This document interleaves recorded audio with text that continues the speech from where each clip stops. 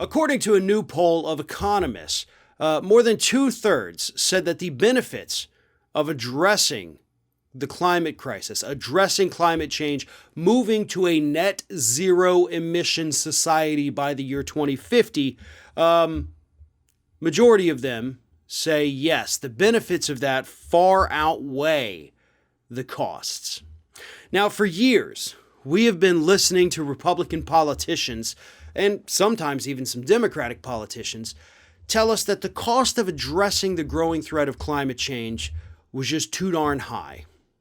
We can't do it. It's either too expensive, it's too labor intensive, it'll kill industry and kill jobs, that cost.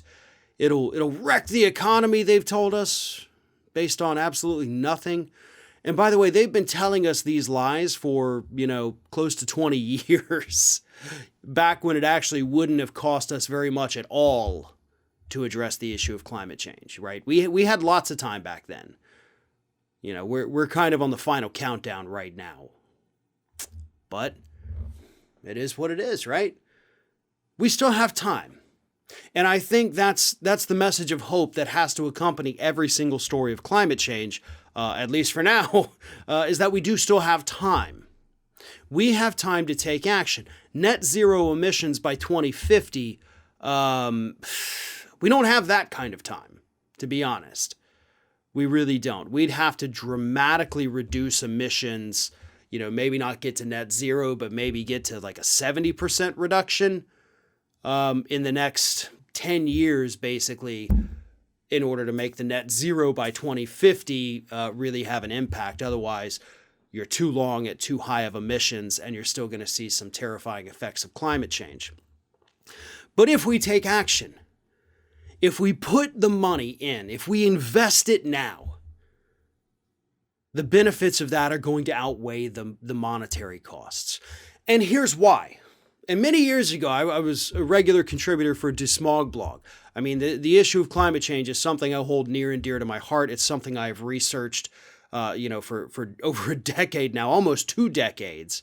I've written papers on it. I've written articles on it. I've done studies on it. I've been part of studies on it. So I know what I'm talking about here because I've written about it for so long.